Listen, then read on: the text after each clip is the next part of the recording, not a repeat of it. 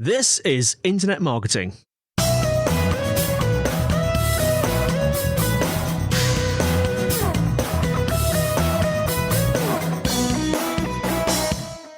Hello and welcome to the Internet Marketing Podcast, brought to you by Site Visibility. I'm your host, Scott.colenutt, and with me today is Mike Arnold, author of Slacking Off, a successful way to work from home. And we're going to be discussing how to successfully slack off. What does it mean? Are we slacking off for our productivity, our well-being? Is it good to slack off? Is it not? And what experience Mike has as an author and helping people to slack off successfully. And then in your 15 years and plus of working from home. So welcome to the podcast, Mike. Oh, thank you for having me, Scott. I appreciate being here. How far into working from home now are you? In the book, I remember it notes 15 years. I think we're a couple of years on from the book now. Are we talking approaching 20 years maybe? Coming close. It's kind of funny. After 10 years, it's natural. It's an everyday thing, and it becomes easy, and then you get caught up in the traps, you know. But And so are you sitting back and looking at the world moving to hybrid and remote working models and thinking, this is the perfect time for me.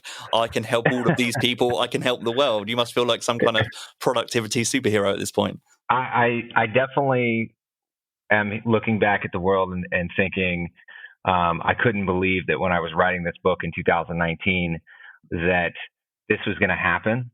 But I actually wanted to solve the same problems that more people than ever before are now having. So the timing is perfect. I seem to have perfect timing with a lot of things. And but yeah, whoever reads it, I mean, I've always had great feedback on, I can't believe that I didn't read this before, or, you know, things like that.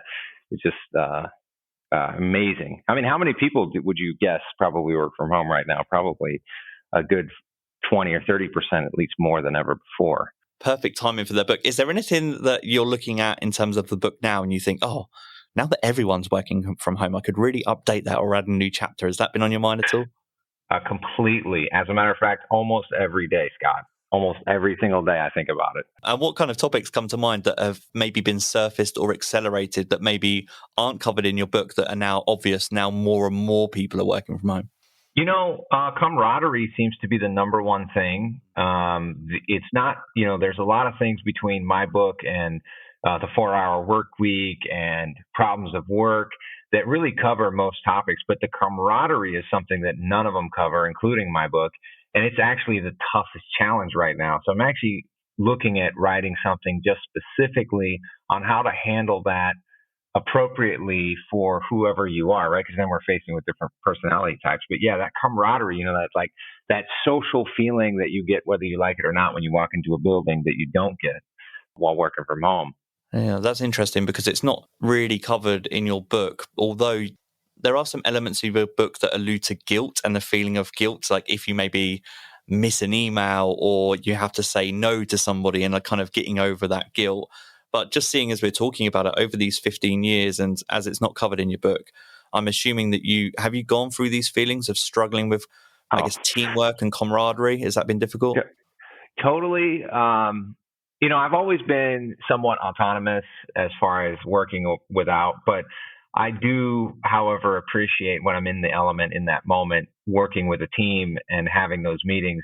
I wasn't really a fan of travel because I used to do it a lot just for work only, you know, and then you just get one-sided. But when I did come together with a team, it was definitely better. But I've actually just heard this from a lot of people who work from home. It's not so much my problem on the camaraderie side of things as it is from what everybody wants. A lot of people, when they think about anything they bring up, obviously time is one, but it's more that they've just accepted that they lose time, which I don't like. That's why I wrote this book, so you don't have to. But it's really just a camaraderie. That's what they're mostly faced with. That's what the one thing that the people that work from home successfully, unsuccessfully want is, how do I get that same feeling working from home? Is there a way? Is there a cheat sheet? Is there a hack? You know, is there something that I can do? Anyway, there's the obvious like social media stuff, but that is something that, and maybe, hey, you bring up a good point.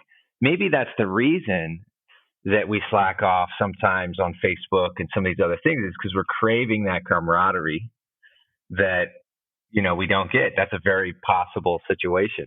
You know what? Scratch all that I just said. I must have felt guilty for it if that's what I was doing. Yeah, it's something that I think about, actually. I remember talking about this on the podcast a little bit during the pandemic over the last couple of years, talking about this feeling of, from a marketing standpoint, people wanting connection, particularly early on in the pandemic. Over here in the UK, there are no lockdowns in place at the moment. But during the period of lockdowns, people were maybe seeking that connection that they didn't have before. And so it maybe turned people's attention to things like you're saying, social media. Even if you had nothing to say, it's just feeling like you're keeping in touch with people. It just felt like such Yeah. an important part of the day. Absolutely. I definitely found myself on social media, primarily Facebook, a lot more than ever before. So much to the point where obviously I had to use my own book to manage my day better to get back on track. But I think it's just like family and friends. You want to stay close with them. You can't really be around each other.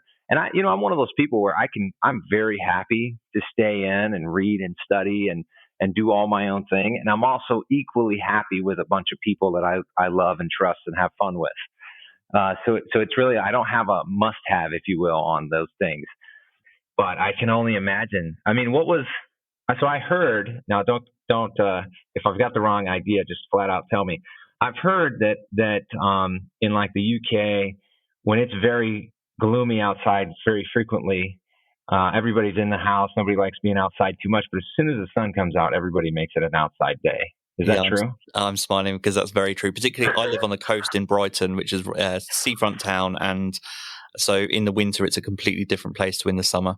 And funnily enough, we've hit a patch of kind of really cold weather at the moment. And it's been snowing this week, which in the UK at the end of March, beginning of April is really unusual. So it feels particularly gloomy this week as we're talking. Oh, wow. Yeah, that's amazing. So you're waiting. You're just waiting. We're waiting.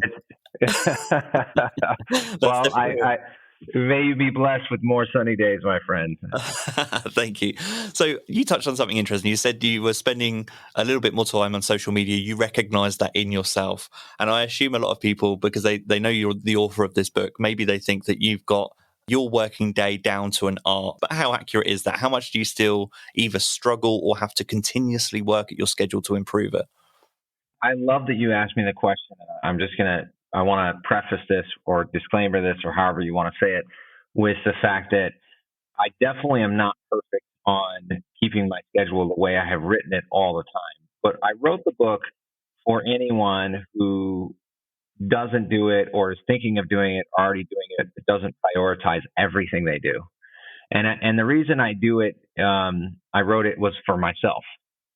I wrote it so that when I decide to slack off on my calendar or prioritizing my daily tasks, as the more I confront and prioritize things, the more things come in to try to fill that space.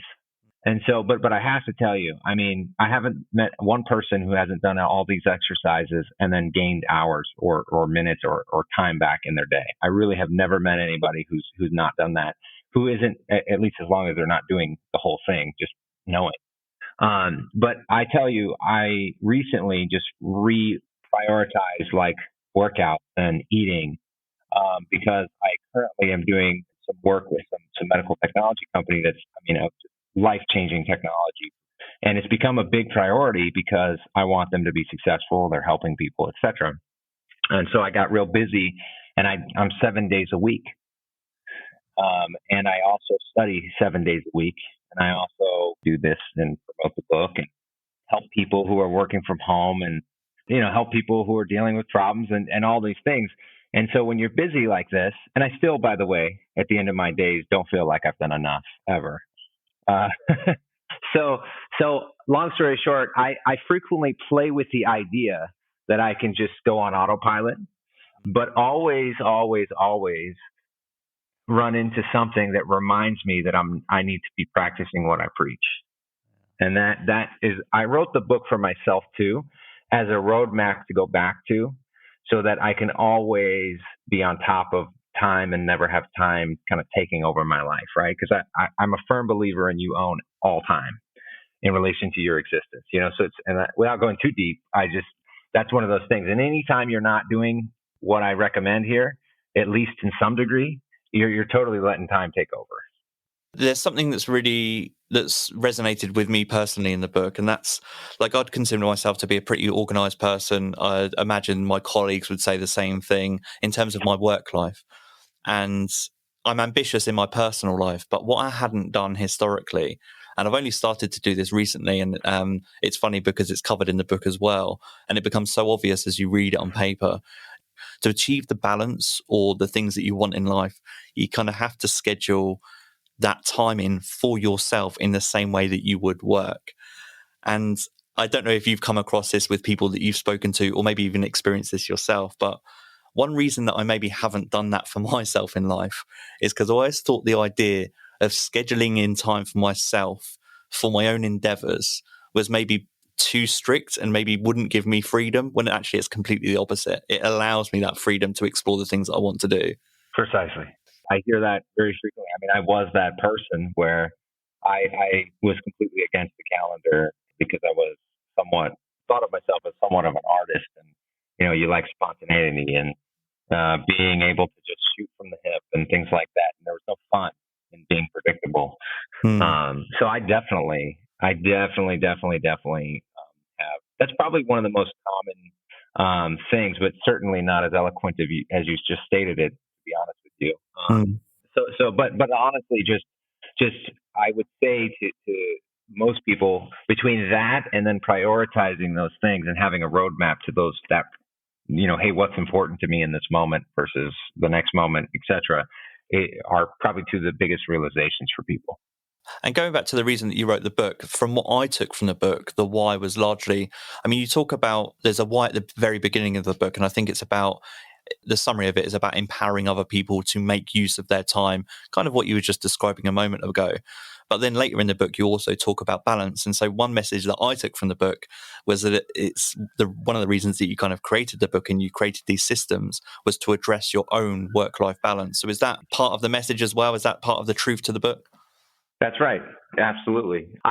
It wasn't until my journey into a larger corporation like Cox Enterprises where, they spoke about work-life balance and they really tried, but the ability to achieve it was an impossibility. I mean, you're a work from home person, you're likely to work more than less. And because you're putting so much more in, and that's because of the imbalance and because of the quite large lack of schedule and rules. So I definitely, totally. The other thing that comes to mind, just speaking about it from a marketing or creativity perspective, is I think, and maybe you'll be able to tell me if this has been your experience speaking with people, but in marketing, we kind of romanticize creativity. So we romanticize the spontaneity of creativity is probably the best way to describe it. And have you found yourself actually more creative the greater structure you've given to your days? I have, and are you a frequent? Do you work out frequently? Yeah. So do you work out the same time of day typically? I've started to, but I didn't used to. This is one of the areas in my personal life that I've been trying to address. Is that I actually set myself unrealistic goals for like working out, and so I had to reframe discipline in my mind as having these set scheduled times. Whereas before, I would try and work out every day, but whenever I could fit it in around work. And I've realized actually that was no good. Yeah, it's true. It's very true. I mean, you can always bypass a scheduled appointment for working out, but you can't bypass, certain other things maybe, right? And I think it's very important. But I guess more into why I asked you those questions, when you work out every day at a specific time, your body will start to generate energy in preparation for that workout after so many days or even maybe the first workout, depends on who you are. And what I found is, if you have a scheduled time for certain things like eating, your body will start to get hungry at that specific time. Now, does that mean you shouldn't be versatile? Obviously not, right? It's kind of one of those prepare for the worst, expect the best, or just making sure that you have it there. And I think that's going to create creativity for anybody. If you need to be creative, just like you need to wake up at a certain time, you will. You just have to be in control of your mind, which is easier said than done, right? Yeah, you touch on this a little bit in the book where you're providing examples of someone that doesn't have productive time or hasn't scheduled their time, and then someone that maybe has a little bit of structured time, and then at the end you talk about the master of your own time. There's one aspect which stood out to me a lot, and I'm sure a lot of people listening that have been working from home have experienced, and that's not eating regularly. So sitting at your desk and just going from one meeting to another.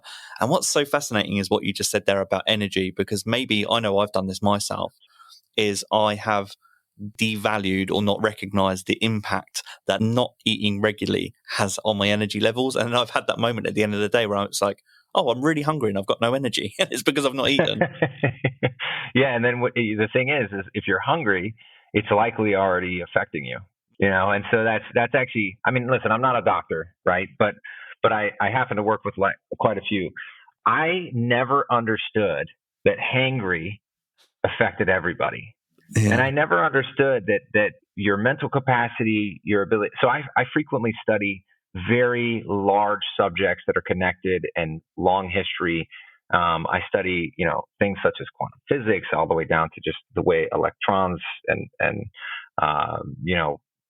molecules work and function, and atoms split, and everything else, to really understand what anybody's talking about at any given time. And what I've realized, when you're really studying something consistently and you really have to understand something in order to really break it down, that those fundamental things like nutrition and, protein and vegetables, right, mostly are utterly important. And not even just to, make sure you eat right, because I don't like to put too much importance on the body other than we're using it. But I definitely have come to realize that sometimes when I'm in traffic and I want to yell at the guy for getting close to me, or just anything's irritating me. Irritation is my first sign. And so I've had much less of I've had just a better day, right? When you think about it, and function completely differently. And I can do those long nights till 10 or 11 o'clock or 12 o'clock at night with work or whatever, as long as I've had a good foundation of food. And any time that somebody will come in and try to take that time from you. Every day I get like just this morning, I had another opportunity to bypass my eating time. And it's very hard to say no. It's very, very hard to say no. But I don't know about you, but here in the States, nutrition is like in food, you're very unlikely to get vitamins in your food. Very unlikely. Yeah. It's so dwindled down. And is it like that out there? Do you guys still have quite a bit of good nutrition in the food that you eat?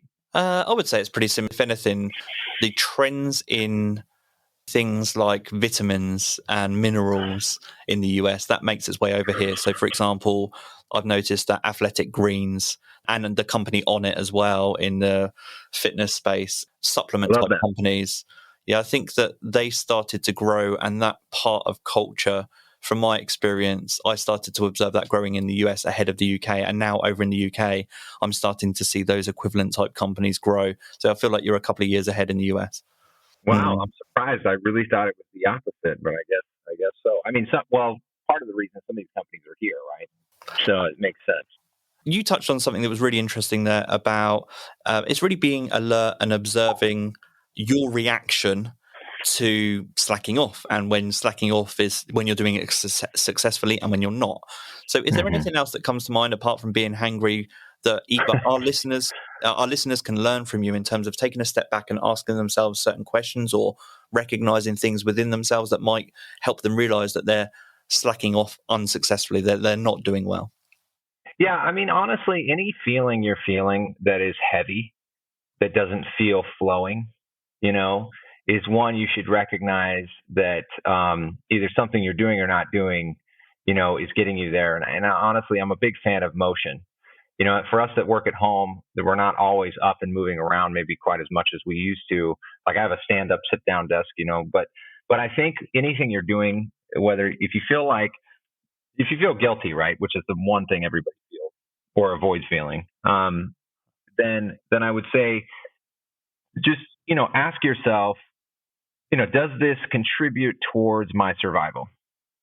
And that's the number one question I ask myself. So like I've raised my ethics level to the highest degree possible compared to any earlier time in my life right now. Like I'm one of those people where, like, if I'm on Facebook, doesn't matter what time, if I schedule it or not, I ask myself, is this enhancing my survival? If it's not making me survive better, then why am I doing this? And sometimes entertainment does that, right? Going to a comedy show, it makes you feel better. But if it's not enhancing your survival, then you're either contributing towards your survival or you're not. And if you're not contributing towards your survival, then you're not contributing towards your survival. Does that make sense? I know. Yeah. And there are some practical exercises in the book that allow people to reflect on where they're spending their time. And there's an exercise that you encourage where you take a scenario where someone's asked to work from home and you say, hey, document your work from home day as if you were entirely slacking off. And again, you kind of have to read the book to understand it and to actually fulfill the exercises. So the book will be linked in the show notes. And so we'll talk about that a little bit more in a moment. But just on this topic of, this came up throughout the book. It seems like you are alert and maybe you document, so you write. So I'm interested to know just if the process of like journaling or weekly review is something that you do. It does. And I have to tell you, my handwriting is incredibly horrible. And I have to overemphasize it because of how bad it is. It's gotten better. I do write a lot, but mostly to draw out, concepts and things that I am learning so that I can understand. I'm a big fan of, if you're feeling kind of groggy or you're feeling something or you're just, not understanding, you draw it out. And I have whiteboards everywhere in my house. But I definitely journal a lot more than I used to. I write down, like, every single day, I write down what I'm going to be for that day. I write down, I'm an entrepreneur. I'm an author. I'm a father. I'm a, family member. I'm a mentor. I'm a friend. I'm somewhat of a counselor. I'm an organizer. So I try to make sure to do that on a daily basis. I don't always do it. I took something from a guy named Grant Cardone, but he's an excellent marketer. I mean, just a brilliant leader. Just one of those people where I'll help you make $1 million, but it's very practical. And he actually says you should write your goals every day and night. And that's one thing I do. Here's one thing that I do that's totally unique to me. Whenever I'm feeling less than, or feeling like, and I say less than, like I didn't achieve what I wanted to achieve, right? Like I mentioned to you earlier. And I still do. I feel very fulfilled and very content. But there are moments in a day where I feel as though I didn't achieve all I wanted to achieve. Now, instead of like introverting and thinking about how horrible it is, or even trying to beat myself up about it, what I do is I just write those things down. I literally take whatever, if I have any emotion that is something that just is kind of feels like that tugging at you, I write it down on paper. I just write whatever it is I'm feeling on paper. And usually that helps me confront whatever it is and kind of blows it away a little bit. Or it helps me address it, a little bit better. But I think frequently for most people, they're introverting quite a bit on anything. You play piano, you're like, did I miss that key? Am I going to miss that key? Instead of just being there in that present moment, I think that's a lesson I keep learning more and more frequently. So that's something journaling mostly has helped me do. While it doesn't happen frequently, it definitely is helpful in the moment, usually late at night, right before bed. I'll write down whatever it is that's on my mind. And again, I don't do it all the time, but it's helpful. The theme of confronting the things that are unproductive, a thread throughout the book. Is there anything that's still, like 17 years on, that you still struggle with very specifically, that you have to become, you have to be really disciplined around? Something practically which is maybe just your vice for distraction? For me, gosh, I'll be totally shockingly honest here. Memes throw me every day. I love memes. They're like one of my most favorite things to look at because they're so politically out there, and some of them are just incredible. Memes are like my sidetrack device, right? If I'm in the middle of a really amazing conversation and I don't like where it's going, I usually deal with it right then and there. But if I'm doing something that requires me to, I don't know, if it's like an overwhelm or something situation, or even just trying to slack off, it's usually me looking at new memes that just came out today or something like that. Because laughter is so important for me. Yeah. It's such an amazing emotion. to feel just how something can be funny without it being artificial. So I would say, laughter. I'm always seeking to laugh about something, including me, working out or facing a challenge. I tend to laugh at things before they bother me, and usually that sidetracks it bothering me. So yeah, that would be it. It would be memes, believe it or not. And in terms of more broadly, the things that you most often see come up, or maybe even actually the surprising things that come up when you speak to other people about the things that then distract them. I think, for example, social media, YouTube is probably a given. But is there anything that might surprise our listeners to hear and that will actually make us look and reflect on ourselves and think, oh, actually, that sounds like me? I mean, I think the memes is probably certainly one, but I would say, it's easy to put anything off. And I think for me, it depends on who you are. I'm one of those people where my whole life I could put something off till the last minute and still succeed to the degree that I might actually be the best or come close to the best by doing the least amount of prep work. And so when you've been so right doing the procrastination and the slacking off, it really makes it even harder to even look at yourself and say, could I do better? And it's like there's a lot of, thought out there about, why do I need to have this nice car? Why do I need to have this nice house or have this family? I don't need to live by other people's standards. And it's completely true. But I believe that the ultimate feeling most people feel is that they didn't do enough in some way, shape, or form. And whether they reveal it to others or not. And I think the reason is because they really aren't doing everything they can do. And so from a reflection point of view, if I were to be the mirror at this moment, if you're like me and you slack off and still can do a really good job, competing, whatever it is you do, organizing yourself and making sure you control your time, I wonder just how good you could really be. And that's really ultimately the number one question that we should be asking ourselves. It's not that we can do great even by doing little. It's how much better could you do and what precedents could you set for the rest of the world? Because honestly, who in the hell wanted to follow somebody who didn't set a precedence?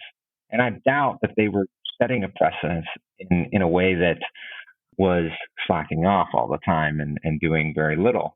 And I also doubt that they were being pressured to do so. Not everyone, but I can imagine all people. Just leading on from that, just around the point of maybe discipline, there's a topic in the book that you cover. I think there might even be a whole chapter on it. And it's the topic of saying no, or how to deliver no, and how that impacts taking control of your schedule. And so I'm interested to just know the techniques that you learn, and maybe did you have to overcome that difficulty of saying no? Was that natural to you? Was it unnatural? And how long did it take before you got comfortable with saying no to people? Absolutely. Everything that I've gone through is, what I've done here in this book is taken all the problems I've had and then looked at the times I was successful and then gave everybody the successful actions. And that's the way I created it. So everything that I've done here and put here, I've faced. And these stories are real. That's like real information. Like all these stories before the exercises, those are all real. So absolutely, have faced these things. So in the beginning, I didn't say no to anything.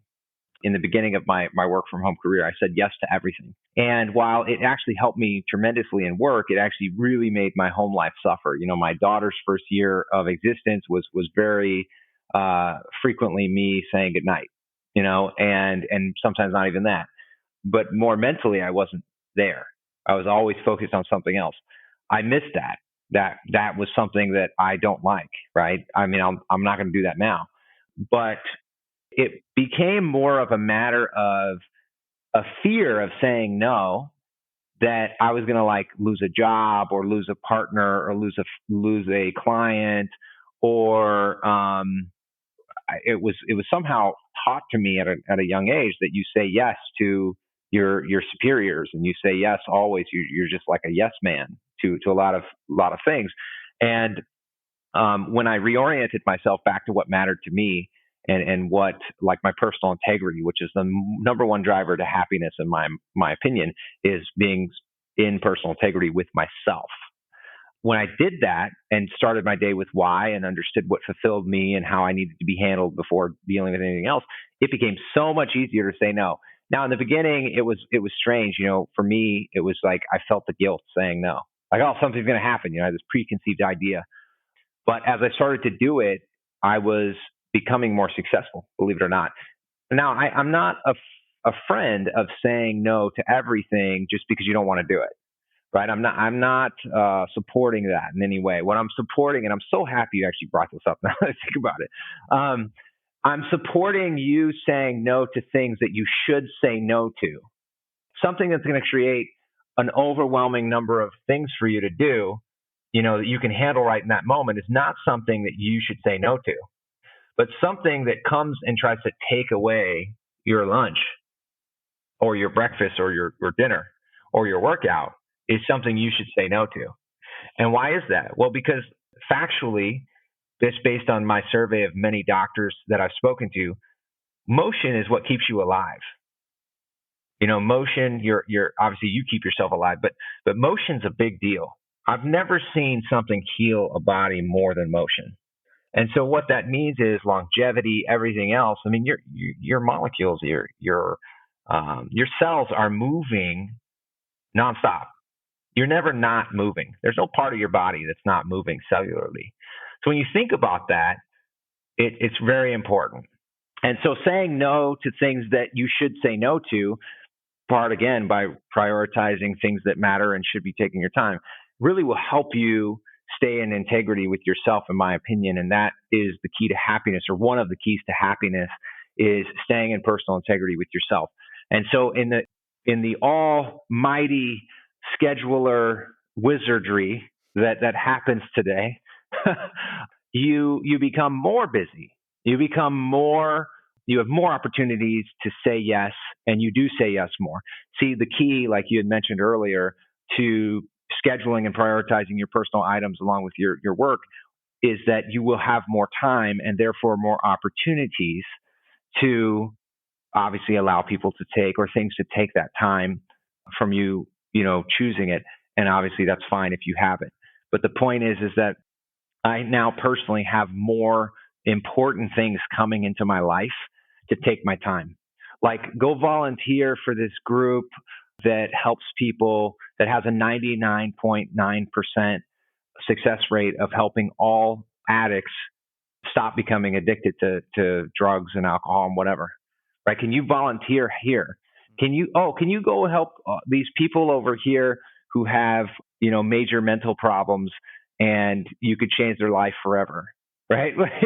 Can you go, so that the things become bigger and more important as I continue. And sometimes it just is a matter of whether or not it is important in that particular moment to say yes. Now, obviously, I want to do everything. I want to help everybody. That's like, I'm one of those people where I want to say yes, but I know that there's sometimes you just have to say no.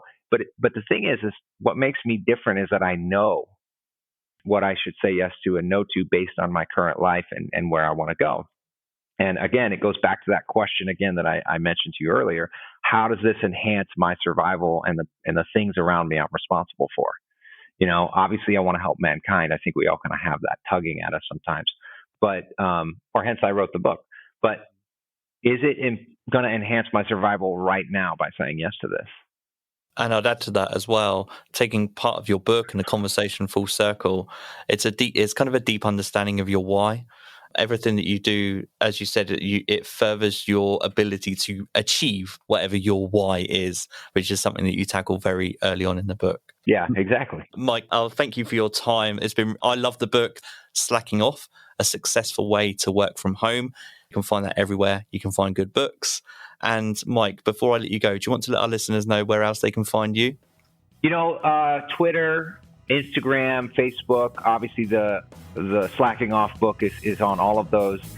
Definitely send me a message if you read the book and you have thoughts, or you just want to give me, any wins you've had.